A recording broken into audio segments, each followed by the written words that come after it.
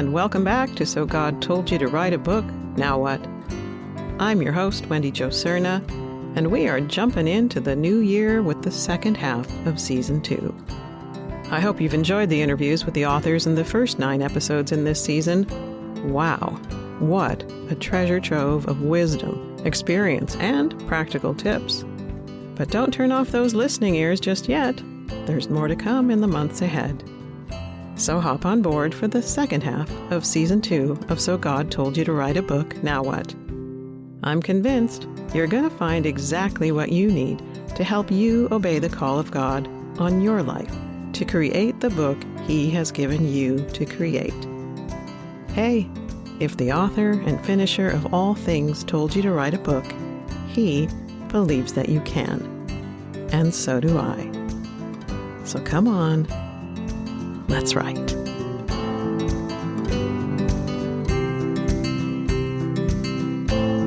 Hello, authors, and welcome back to So God Told You to Write a Book, Now What?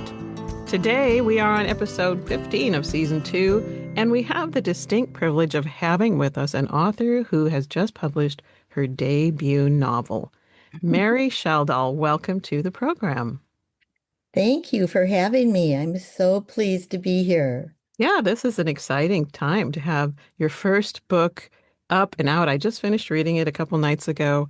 It's a pleasure to read and very interesting read, and we'll talk all about that.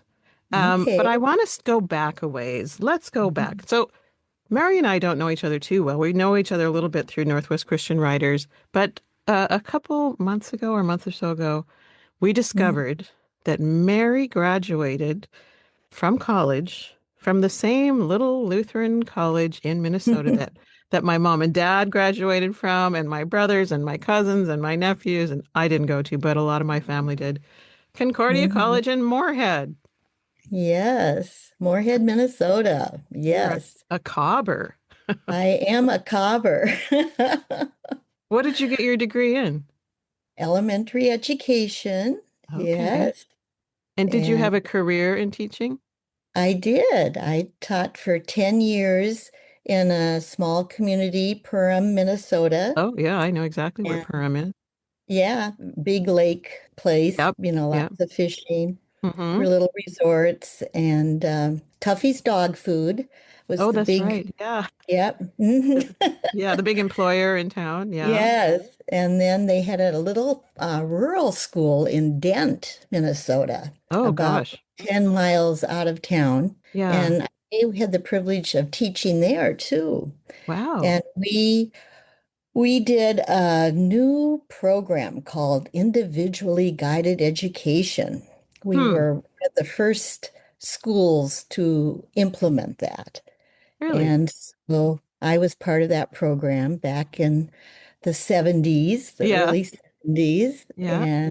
And I've really managed, that program has really followed me all through my teaching career. Really? Yeah.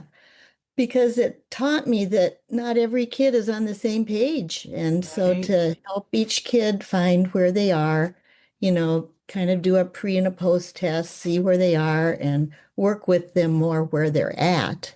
Oh, so that's pretty brilliant. Yeah. So helpful. I really enjoyed being part of that. So you taught for 10 years there. Did you go on to teach elsewhere? Yes. Then we moved to the Seattle area. Okay. And I had a baby number 2. Okay. And then I started working at Loyal Heights Community Center by Ballard. Okay. And I was a preschool teacher there. Huh. And that's how I got into preschool. After working there, and then I had my in-home daycare when my boys were in elementary school. Yeah. Because it was a good opportunity to be home. Yep. When they got home. So I was licensed for 12 children in my home. And did you have that many? With a helper. Oh, yes, I did. Oh, wow. Yeah. But the favorite part of the day for those kids was when my 2 sons came home from school. Sure. And they just loved having them home. Yeah. That was I did that for 10 years. Yeah. Then I decided our church really didn't have any young education program. Yeah. So another woman and I started a preschool in our church, Edmund's Lutheran Church. Okay. And that grew into a learning center. So Hmm. I was there for 16 years. And my other friend, Amelia, she and I started the Learning Center, and that was a daycare preschool. Yeah. Wow. So you've kept your fingers in Yes, teaching in at the some pot. level for a lot of Yeah. years.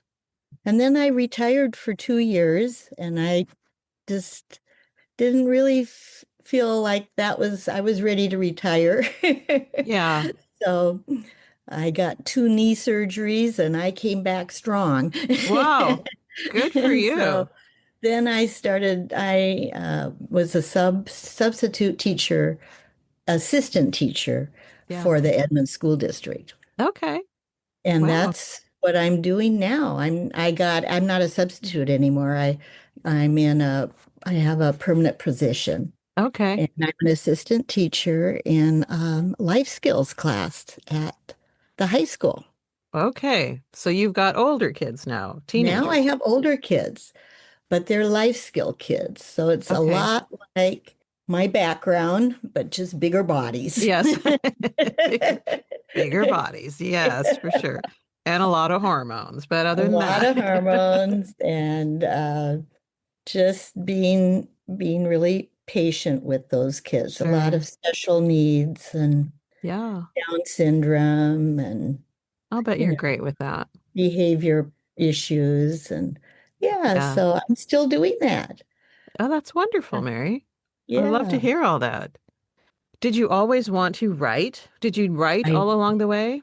I did. I Did you? did. I wrote in my church devotional, for Okay. Lent, Yeah. they would Yep. have people do Yeah. devotion.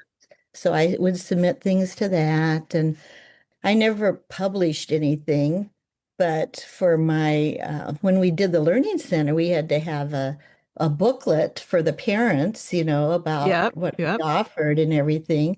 Uh-huh. So that was my first published little book that I Yep. did, having that printed out for the parents and Uh-huh. about our philosophies and everything. And Yeah. so that, of course, I had help doing that, but we worked on it together. And Right. so Yeah, that because you was, got to be able to communicate a lot of yes. details and Mm-hmm. underlying. Yeah. Mm-hmm. Oh, Yeah. wonderful. Yeah. So writing has always been a joy for me. Really? The funniest story is I think I wasn't even in school yet. I think I was 5 Okay. before kindergarten. Yeah. My dad was a pastor and he had his office in the house. Yeah. I had a little desk in his office and he would give me his scrap paper Sure. and I put together little books and I even put cardboard, to Oh, hold it together and yeah, some, for the covers. Yeah. yes, yes. And I didn't know how to write, but I just did the Oh, scribbling, yeah, yeah. Yes. Yeah. Uh-huh. Filled it up. And Filled up those pages. and unbeknownst to my mother, I took them to the neighbors and I sold them for 3 cents. Look at you. Oh, that's hilarious. And they And bought so, them for 3 cents. yeah, yeah. And I'm sure Wow.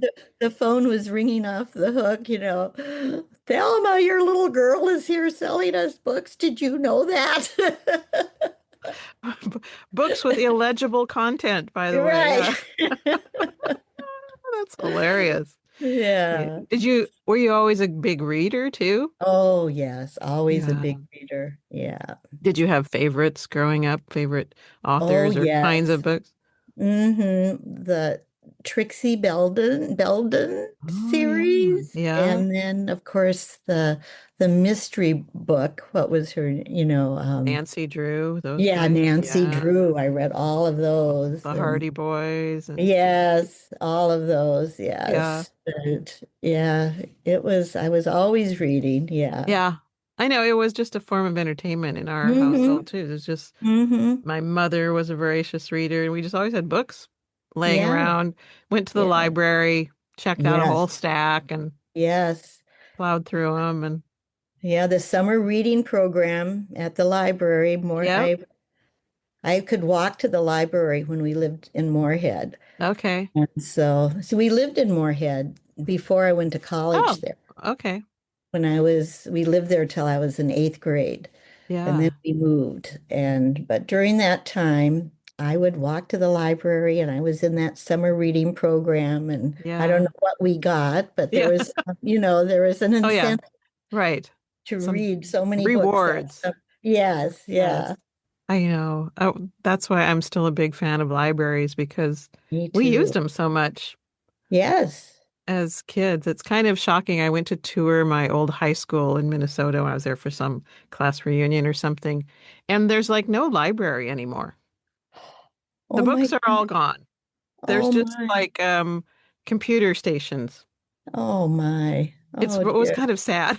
Yes, yes. My heart, I felt bad Yeah. about that. I don't know. There's Oh. just something t about holding a tangible book that Mm-hmm. is Yes. very different experience than reading things Yes. online, in my Yes. opinion. Oh, So, definitely. Well, the high school I work at has a library oh, good. with books. Hey. Oh, good. Yay. My faith in humanity has been restored. There Yes. you go. Yeah. Oh, I know. Because you think, okay, so what happens if, the power goes out or you lose, I don't know, Yeah. internet connection where all of a sudden Yeah. they have no idea how to look up a book or how to, Right. but there you Yeah. go. That was my experience. So Mm-hmm. let's talk about your new book. Mm-hmm. So I have it right here in my hand. Torn Between Two Worlds, The Cost of Forgiveness.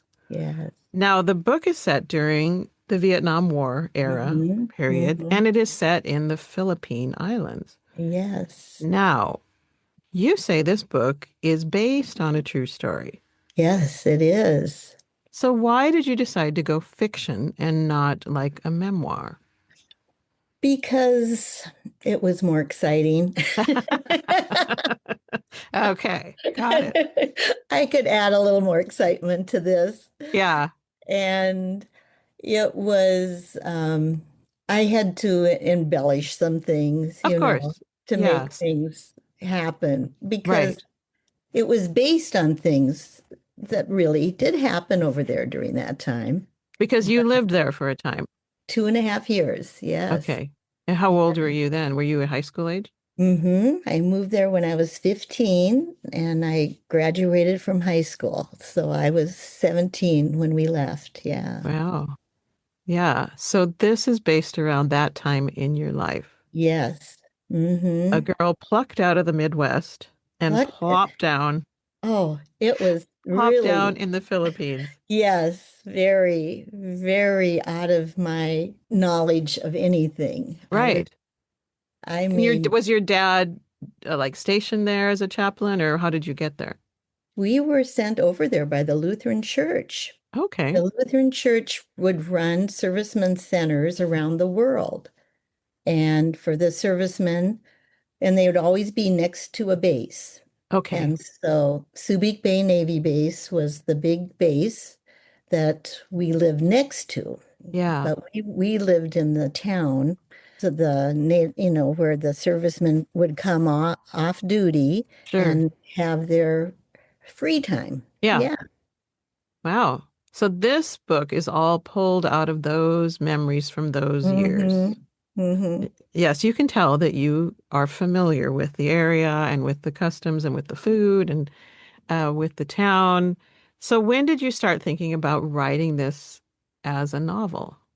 Oh, I think about 5 years ago. Yeah? Really, What it was what just, prompted you? What shifted in you? I think it started out as just remembering things. I Yeah. wanted to remember what happened when I was over there Mm-hmm. because it was a very unique time in my life. Yeah. I would say it was the best and the worst time of my life. Hmm. And so for me to go back and look at those memories was really healthy for me Yeah, it is. because when we got back from the Philippines, my family didn't talk about it. We just Really? kind of put it on the shelf. And I mean, we would remember a few fun things that happened, but as far as, now missionaries come back and they have counseling and, Right. there's Yep. kind of a period Re-entry. Yes. re-entry, yes. And I didn't have that. Wow. And Okay, let me ask you this. Are you Norwegian or is German? Norwegian, Oh, well, I was going to say it's very Scandinavian of you. Just very Scandinavian. You don't talk about no, things. No, things very just happen. And stoicism. yeah, very much so. My parents were very conservative and, Yep. we didn't express our feelings very much. Right. No, I know. I had the same growing up, and they were wonderful parents and Wonderful. grandparents and everybody. Yeah. That's why I Yeah. always tell people I knew every day of my life that I was loved. Mm-hmm. No question about it. Yes. But I don't know that my father ever told me he loved me until I was an adult. Yes. And I had And there that was not a same. lot of Mm-hmm. hugging or any of those Mm-mm. kinds of things. No. It didn't mean I Mm-mm. didn't know I was loved, but it was, Yeah. I Yeah. thought it was just very normal. I didn't know there were people who expressed themselves much more. Yes. Much more. And I didn't either. And Yeah. so, So you you come back know, and you have to yeah. process this all sort of, you're still a teenager at that point, right? Yes. Yes. Uh-huh. Having Yeah. to figure out what just happened. Yes, what just happened? And I went immediately to college. I went to Oh, Waldorf Junior College first okay. in Iowa, which was Okay. really good for me because I needed a smaller place. Yeah. Yeah. And then I transferred to Concordia after that. Okay. Yeah. But I remember at Waldorf, kids would be talking about songs and things that had happened. And I was like, well, I don't know about that. Right. Yeah. It was just, I felt like I was so looking forward to being home. But then when I got home, it's like, well, I don't really feel at home now. Yeah. Right. You had one foot here and one foot there. Hmm. Yeah. And thus the title of your book, Yeah. Torn Hmm. Between Two Yeah. Worlds. Yes, absolutely. Yeah. So you started actually writing about 5 years ago? Hmm. And And what did your writing process look like? Did you have an idea of how that should hmm work, or what did you do? well, I found my travel log when I was 15. I found my little Oh, travel oh, log. look at that. Wow. Yeah.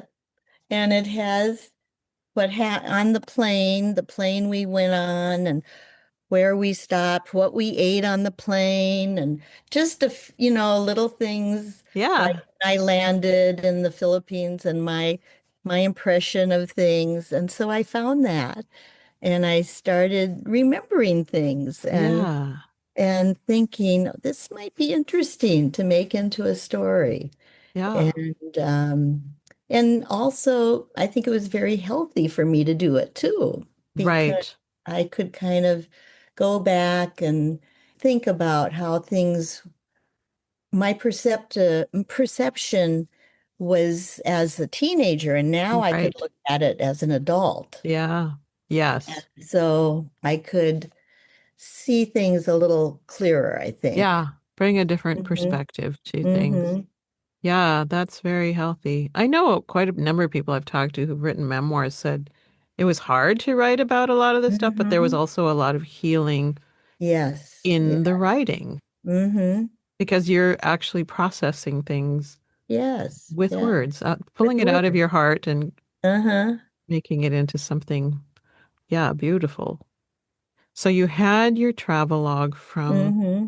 this is the 60s, but this is also like the height of the Vietnam War Yes. when you're in the Yes. Philippines. True? Yes. Yes. And servicemen would come to our little serviceman center, Right. and we had a snack bar with hamburgers and French fries and Yeah. iced tea. And, they would just come in. My mom would greet them at the door. My dad would visit with them. There'd be ping pong and board games and a Yeah. chapel, of course. Yeah.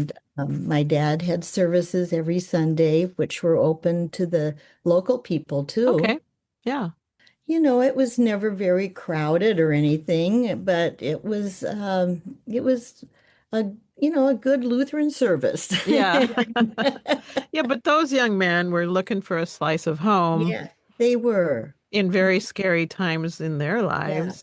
Yes, Were a lot yes, of them coming and going from Vietnam, or was yes. this their first stop? Okay, so they were Hmm. getting shipped out. Yes, yes. This would be their last stop before going to Vietnam Okay. because this is Subic Bay was where they got supplied. They got all, if they were on a ship, an aircraft carrier, transport ship, a submarine, Yeah. this is where they loaded up and got supplied. And so for many of these young men, it was their last time to have freedom before Yeah. they Right. got or sow their wild oats or Well, whatever I'm you sure there want to was some of call that it. too. Yeah. Yeah. Yeah. And before they we're going to face, a war. A war. Yeah, Us, that's yeah. sobering stuff. And there you Yes. are as a teenager seeing. I'm sure a Yes. lot of those guys weren't much older than you, though. No, they weren't. No, they were like maybe 18, 19, Yeah. 20. Oh, isn't that Yeah. crazy? Yeah. And I was 15, 16, Yeah. 17. And then my sister was in elementary school. She was like 8, 9, and 10. Yeah. And so, they loved her too. Sure. When they walked in the door, I think they felt like, wow, this is kind of like home, Yeah. Yep.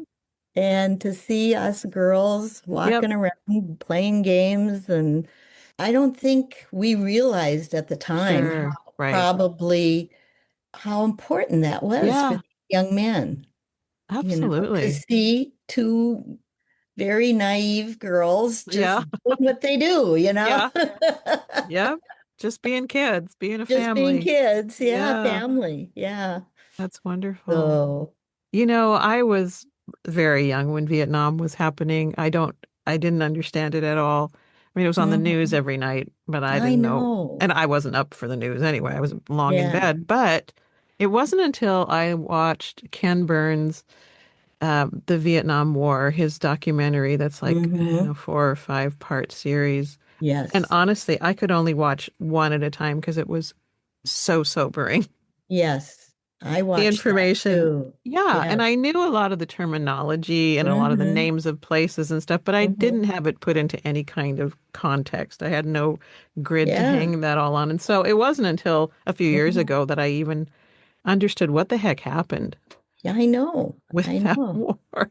I I'm know. in the middle of it. I don't think any of us understood what was happening, and No. it just kept happening. Yes, forever. Yeah, Yeah. it seemed to last forever. Yes. So, Yes.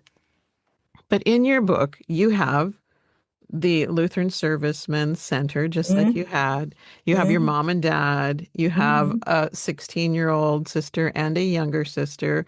So this is Mm-hmm. very much Mm-hmm. from your Mm-hmm. own experience. But the things that they experience, some of it is mixed with fellow like servicemen's families, Mm-hmm. Americans. But then there's Mm-hmm. also some interesting things that are mixed with the Filipinos. Yes. Yes. Did you experience some of that too when you were there? Oh, yes, I did. Yes, we met many wonderful Filipino men and women, and the character Rosalind was Yes. actually a character that my family kind of took in as a sister to Yeah. us. Yeah. She was a local doctor, and she would come to the Serviceman Center, and she lived real close by, and she would just visit with us and be with us. And Yeah. of course, the servicemen loved to be around her too. Sure.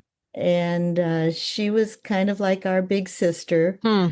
And So you wove her in there too. yes, yes. And then, there was some servicemen's wives were living off the base. Okay. Housing on the base was very tight. Yeah. So some of them, enlisted men especially, if they wanted their wives over there, they had to live off the base. Hmm.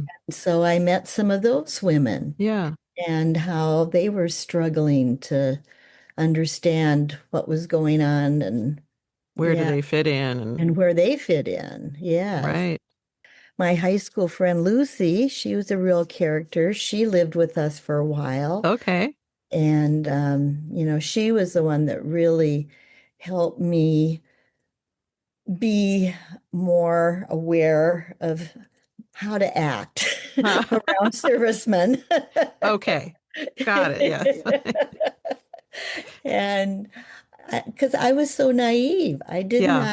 I did not understand that you need to be a little more toned down when you're around Right. servicemen. Right. Yeah. And you need to sit a certain way and act Right. a certain way. Some And boundaries. We need to put some boundaries, boundaries up. yes. Yes. And so she was so good at that. Yeah. But you And also have woven into this story sort of mhm, the tragedy of some young Filipino women who yeah. were taken from their Hmm. their Yeah. native village up in the Hmm. mountains and Yes. brought down to the big city and basically trafficked You is what we basically would call it now. I don't know now. what they called it Yes. back then, Yes. but they were trafficked, and Hmm. this family that you have there Hmm. sort of helps to Hmm. how do we help these women and Yes. Yes. how do you Yeah. resolve those situations too? Did you ever experience those things? I didn't experience it firsthand, but I knew it was happening. Yeah. And Yeah. I felt so sorry for those girls. Mm, And by talking with people that, even the servicemen, they knew what yeah. was happening. Sure. Yeah. And, just it was so sad for me. And I had to take the little local jeepney to go to school every morning to get on Okay. the base. Yeah. Somehow my parents let me go by Yeah, myself, that's amazing. but it was in the morning. I guess Okay, they yeah. I was safe in the morning. And I would see these girls, some of, just so, standing outside of those bars and, Yeah. I would just, the vacant look on their faces, Yeah. the sadness, and I would think to myself, oh, what is kind of life have they had, Yeah. Yeah. And, So that always money, kind of haunted you. it did. It really did. And Yeah. you wrote it into this story. I bet that was sort of Yeah. therapeutic too to It was. It really was. I wanted to save those girls. exactly. Yeah. Yeah, but how to do it, in a How way to that's do it. actually beneficial. Yeah. Uh-huh. Yeah, it's a beautiful part of the story. I appreciated reading that. Hmm. So let's get back to a little bit of the how-tos of your writing. Hmm. So, how long did it take you to write like a first draft to have the whole story written? I think that probably took a year, Yeah. a good year. Then I went to the Northwest Christian Writers conferences, Okay. and I would share my first chapter with, Yeah. how they would let you share a chapter and Like with be a critique critique. person. Yeah, Yeah, get yeah, a critiqued. critique Okay. Yeah, person. yeah. Uh-huh. And so Sonia Anderson was the person that read mine, and Okay. she was so encouraging to me Yeah. Yeah. and gave me so many good ideas. And she really helped me. And then I did pitch my book to several traditional publishing companies, Yep. and some were interested, but I hadn't finished my book yet. So Ah, okay. I was about halfway through or Yeah. three-fourths way through, Uh-huh. but I had to get that magic word count. What was it? 70,000, I think, words was what they were saying. Okay. Yeah, for a So, first novel, yeah, they want at hmm least that. Mm-hmm. yeah. So that's when I went back. I kind of had an ending, and then when I re heard that, I said, "Oh no, I've got to expand this and Hmm. keep it going." So Yeah. that took another year probably Yeah, I know. It all just takes to keep time. going. Yeah, because you're working in the Yeah, middle of I'm all this working, too. and And yeah, yeah. right. It's not a So full-time job for you to sit at your computer and write. no, it was not. No, it was bits and pieces. But the Northwest Christian Writers Association, they really gave me the tools to how Mm, to develop my characters and how to, the story arc right. and then, what my process was. For me, it was finding just a regular binder and putting tabs in it. I like the physical Yep. tabs, the Uh-huh. paper. And then I had my tabs were like the book synopses, and then I would write the characters and Uh-huh. what they look like, what their personalities were like. So as I would, develop the story, I could go back and say, oh, yeah, Right. now this is what she was like, and this is Right. what her hair was like. Right. And Yeah, I know. It gets yeah. a big, used to be a Yeah. big fuddle in the middle sometimes. Yes, You're like, I wait a minute. know. Yeah. Yeah. And then I had a section for research, and I didn't have to do a lot of research, but the, there was some Yep. research I had to do, Yep. and then the timeline of the typhoon that had Mm, to fit in there. right. So my editor was really good she caught several things that I had missed on that timeline. Yeah. So that that all had to fit in. So where And did you find an editor? that was really a God thing. My Okay. brother and wife live in Oregon, Mm-hmm. and they live in a tiny community called Camp Sherman, which is a place where families have come for generations with their cabins there. Oh. It's a fly fishing, that the big Okay. Metolius River, and it's just beautiful. I'll bet it is. Well, they met these two sisters that are Yeah. twins, and they would come. One lived there and one didn't live there, but they had a family cabin, and Yeah. so they would come and stay at the cabin. My brother was the postmaster, Okay. and his wife was the postmaster when he retired, so they knew everybody Sure. in the town. And so they got well acquainted with these two sisters, and it turned out that Leslie was an editor and a Oh. publisher. And Oh. so and her sister also helps too. I mean, they both do it. Yeah. And it was a publishing company that they had inherited from their father. Oh, interesting. Yeah, who was editor and publisher. Yeah. Leslie just she does things as she has time to do them. Okay. Okay. You don't sign a contract with her because she's involved in a lot of other things. Okay. But when she's working with you, she's working with you. She's in So it. it took about 2 years of working with her Hmm. to finally polish it up and Yeah. get it published. Yeah. And so they helped you with like the book cover and Mm-hmm. the formatting and all that. They did all that Yes.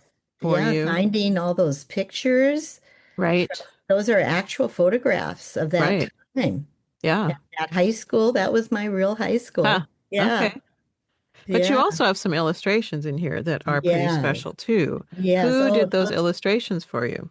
that was so special. My sister-in-law is an artist. Mm. She, has never had a show or anything, but Yeah. she just is a beautiful artist in black and white. Uh-huh. So I asked her if she would do some pictures, and Yeah. she did. And Yeah. so So you I, get to include those as well. yes, yes. And she Worked. took them from photographs. I gave Okay. her some photographs to look at. Got it. And Yeah. then she would make the illustrations Mm-hmm. off of that. Mm-hmm. Very, very nice. Mm-hmm. Yeah, so it all flows together. So It this did. publishing house, I don't know the name of your publishing house. Yeah, it's Sovereign, Sovereign. Sovereign Publishing. Yeah, Sovereign Publishing House. Yes. And they're out of New York, somewhere. Yes, That's yes, where the publishing house was. yeah. So And you Les, worked through them for a lot of those details. They helped you mm-hmm. Yeah, she process all of did. that.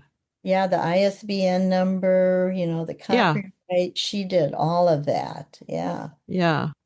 It's so helpful to have people who Yeah. know what they're doing when you don't Yeah. know what you're I doing. know. Yeah. And I paid her some money to Sure. help me with this, but Yep. she was so reasonable, and Yeah. she just did over and beyond anything I ever expected. So So, they're more like a hybrid publishing mm-hmm, where you pay them for their services mm-hmm, and then mm-hmm. they help you get it Yeah, up and running. yes. And then Yeah. she can work with Barnes and Noble. And Okay. so Barnes and Noble has that print on demand program. Yes, right. And that's where your book is Mm-hmm. available, is through Barnes and Mm-hmm. Noble. That's where I got my Mm-hmm. copy of it. Yeah. Yeah. You don't have it up in an ebook Not yet. yet, but Yeah. she's hoping to help me do that. She Yeah. said, and then also an audiobook too eventually. Oh, good. Yeah. So, I know people just prefer different formats. yes, they do. There's no accounting for taste. Some people I they just know. like it one way. And honestly, I use all three of those formats depending upon where I'm Yeah. at in life or if I'm traveling or if Yes. I'm walking or whatever. Mm-hmm. So it's great to have your book available in as many different formats as possible, Mm-hmm. is what Yeah. I've found out. So Yeah. as you were writing, did you have any like big obstacles that you had to overcome? Yes, I think discouragement was Huh. very, I would really, I would, when I would bring my book to the traditional publishers, they would say, well, the Vietnam War wasn't a very popular war, and I Hmm. don't really think we want to publish anything, even though that's in the background. And Right. so that was kind of what I would get from them. Yeah. And then when Kristen Hanna started writing her book about the Vietnam Right. War, the women, you read that Yes. book, The That's Women of, all about the Vietnam War. oh, Yeah. yes. And that just kind of blew everything open, I think. Hmm. And finally, it I know, but was, it's like, okay, it's 50 plus years ago, yes. 60 years ago, Uh-huh. and we still can't talk about it. I know. I That's know. nuts. Yeah. So that's So interesting. That's discouraging to get that kind of feedback. it was. Yes. And How did then, you overcome those kinds of obstacles? What did you have to do? well, I think I journal a lot. I Okay. journal and I have my devotions and just try to listen to where God is leading me and trusting in his guidance. And thankfully I had friends and family that Yeah. supported me. Yeah. And they said, "Oh, you just need to keep trying and, just don't give up." And they would, my one brother sent me a picture and it had Mary's book on the cover. Huh. And no title, just Mary's Right. book. Yeah. And so, yeah, so it's just little things like Oh, that. yeah. To having a Yeah. support group. And, Yeah. and they don't necessarily have to be writers. Sometimes it's No. better Mm-mm. if they're not, because then they can just Right. look in from the outside, say, "You can do this." They Yeah. don't know how hard it is, but Yes. they are Yeah. encouraging nonetheless. Encourage. Yes. And then I was with critique groups too. Oh, were you? Okay. Yes, yes. And in fact, I am still with a different critique group now. Yeah. But the original one was, we just would meet in our homes and like once a month, Yeah. and it was so encouraging. And Right. those members is still in my new critique group. Oh, that's great. Yeah, Yeah, so because sometimes it takes a little time to earn trust in a critique group it does. It too, does. to Yes, gel in that way. yes. And the cost of forgiveness, that was a phrase that we talked about in our critique group. Hmm. And Yeah, how did that that come up? that was just how, well, we were talking about when somebody makes a bad choice and Right. they ask for forgiveness and Yeah. their family says they've forgiven them or their loved one or whoever say they will forgive them. Yeah. Well, the real cost then is that they're not going to bring that up again. Hmm. And Yeah. that is hard Yeah. not to bring it up again. Right. Yeah, And because forgiveness means, okay, you don't owe me anything. yeah, yes, You have no debt to me because of that bad choice, which, by the way, greatly impacted my life or yes, betrayal or whatever it is, that yes, it's hard yes, to just not seek retribution right, when you've said, nope, I've forgiven. Yeah, yes. you're right. There is a And cost. then, and then forgiving yourself. Yes. It's awfully hard to forgive ourselves. We say we do, but then it just perks up again, it Yes. perks up. And then you just have to say, no, I've given Yeah. that up. I'm not gonna put that shame anymore. Right. Yeah. Shame is Yeah. kind of a growing up in a Lutheran background, shame and guilt were really there all the time. You Kept know, you in line, but didn't give you much life. Yeah. yeah, that was, you don't do that because Yeah. you don't want people to, and if you did do it, then you felt so bad. Right. And yeah, it was, Right. Well, yeah, it's a good thing the Lord said, when it comes to forgiveness, it's not a one-time shot, right, but right. it's, as many times as Hmm. necessary, basically, 70 times. Yes, I mean, yes. it's a very ongoing process, at least that's what I've found in my life. Oh, absolutely, absolutely. It's an ongoing process. And Yes. also the fact that I think we all struggle with, why do bad things happen to good people? Yeah, And absolutely. where is God in this? Yeah. Our ever-loving God that's going to, protect us and care for us, but then still bad things happen. Yeah. And that tension of Yes. how to live in that, Yeah. and how to understand that God sees the big picture. We Yeah. just see a little portion of it, and how maybe this horrible thing will have a better ending in the Right. end. Right. Maybe, and that's Th- what I tried to portray yes. in this Yeah. book, is Yeah. that something good would happen out of that bad situation. Yeah. There's scripture in Isaiah. I probably mentioned this before in other podcasts, but it's one of those that keeps coming back in my life that says there's treasures in darkness and Yes. riches stored in secret places that you might Mhm. know that I am Yes. the Lord your God who calls you by name, That calls you by name. Yes. but that they're not places that you volunteer for, but No. you just wind up in them in life. All of us Yes. do. Yes. We And all yet, in do. those places, there are treasures that you don't find in the Yes. everyday, mundane Yeah. parts, normal parts of life or whatever. No. There's No. treasures there, but they're, like precious gems. They get made under harsh conditions, Yes. high Absolutely. pressure and high heat. And Hmm. so when you're in those places, it's sometimes hard to find those things. But sometimes, Yes. like even now, you're stepped back from some of the Yes. hardest things in your young Hmm. life and you're Hmm. pulling treasures out still all these years later, which is Yes. remarkable, Yes. and now Absolutely. you get to share it with all the rest of us, which I Yes. appreciate that. Well, thank you. Yes. Yeah. Did And you that's have, so your book has been out for a month or so? January 16th was Okay. first published. Yeah. Yeah. And are you getting feedback from people or? I am. I had a very fun phone call from a woman that I went to school with in Fargo, North Dakota. I lived Okay. there 1 year or two. Yeah. We went to third grade together, Yeah. and we've kept in contact, Yeah. through the years with Christmas letters. We Yeah. don't Yeah. see Yeah. each other Uh-huh. that often. But she called me up and said, Mary, I just have to find out, was that part really true? Yeah. And Separating fact from fiction. I gotta yes, know. yes, yes.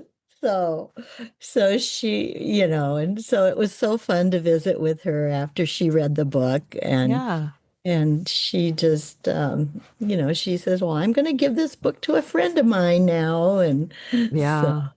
That's yeah, the fabulous thing about books is they just once they're out there, I mean, it's a Hmm. fabulous and terrifying thing about books. Once they're Yes, out there, they take on a life of their own and go where they're going to go, I know. you I know, know. and you Yeah. might never know where they actually wind up, but and that's okay. And That's that's okay. Yes. yeah. Yeah. Do you have any particular scripture that you went back to over the course of Yes. writing that helped Yes. you out? Could you share that with us? Yes. Well, Proverbs 3:5. Ah, yes. Trust in the Lord with all your heart and do not lean on your own understanding. And Mm-hmm. that was just kept because, I had this timeline of when I thought things were going to happen. Mm-hmm. Even up to that very end, I thought, oh, it's going to be out in December and I'll announce it in my Christmas letter and everybody will buy it as a Christmas gift. And Right, right. it was, but nope, it didn't happen till January 16th. And Mm. so I wrote a letter then to my friends. And, Okay. I said, you may have noticed that I didn't send Christmas cards this year. Okay. You just And delayed until then. Got it. Got it. yes, and Uh-huh. then I, went on to explain, what happened. Mm-hmm. And then I enclosed my bookmark. I was very happy with my bookmark too that I got. Yeah. Just a local company here in Linwood, Minuteman, Yeah. but I really like what they did It's a with, good idea because it's a way yeah. of just Mm-hmm. keeping it in front of people Yes. without giving them a book away. So, yeah. Yeah. So the synopsis of the book is in the back, and then the code so you can go directly Okay. You to got a my QR web code on the back of page. the, yeah. Hmm. So, right there to right where you can purchase it. Good idea. Yes, That's a yeah, good marketing tip. yes. So that's how had been marketing. I had a Uh-huh. letter that I sent enclosing the bookmark, and then Facebook, of course, people Sure. have written things and I've shared it there, but And you and then did a of book course launch at NCWA. NCS did that, Yes. and I was That's, able to bring things from the Philippines yeah, that was fun to see those. that I had collected over the years, and that was just a highlight to be able Yeah. to do that. It's such a celebration when you finally get to that point Mm-hmm. of, and like you Mm-hmm. said, you do have to trust in the Lord and not lean on your own understanding because none of it goes exactly how No, you thought it would. I don't know no, what I thought it was going to be, but it wasn't anything that I thought it was going to no, be. no, no, it wasn't. And And because a lot of times you have to rely on the timing of other people yes, exactly. who evidently are not in as big a hurry as you are. No, no, they aren't. And Or they just have life happening too and work, yes, and all that stuff. life. Yeah, Yes, we all have that. we Yeah. all have that. Yes. Okay, So, Mary. Wow, we've almost gone through an hour already. It's always so wow. amazing how fast this goes. But I love hearing the story behind the stories. It just brings such Yes.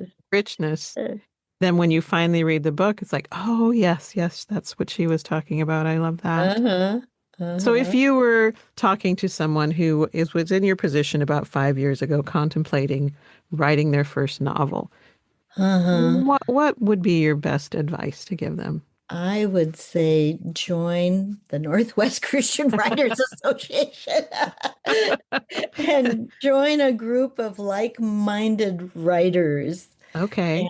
and hone your skill, your tools, get your tools because Yeah, our meetings are so educational, inspirational, and then the conferences, they right. are I mean, I'm so excited to go this year to the Yeah. conference. Yeah. May 16th, coming right up. Coming right up. Yep, May Yeah. 16th. And it's only one day, but by golly, that schedule is packed. Yes, it is. It is. And just, being with friends that are praying for you. And I was Yeah. very fortunate. I had my two friends, Amelia and Nancy. Uh-huh. They would pray with me. They would listen to me read my story Oh, out wow. loud. We would do a couple chapters once a week. We'd get together and I would Nice. read my story to them. And they would say, what? That can't happen. You can't have that happen when that doesn't happen. They were just like, and so that was so refreshing to me. Right. Yeah.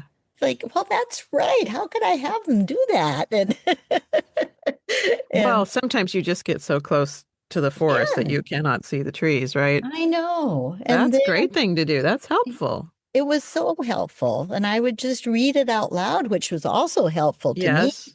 reading it out loud to people.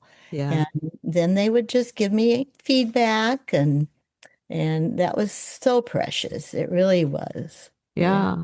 And then So praying with connecting with me. people and Hmm. having people who pray, Hmm. oh, very helpful. Hmm. That's wonderful.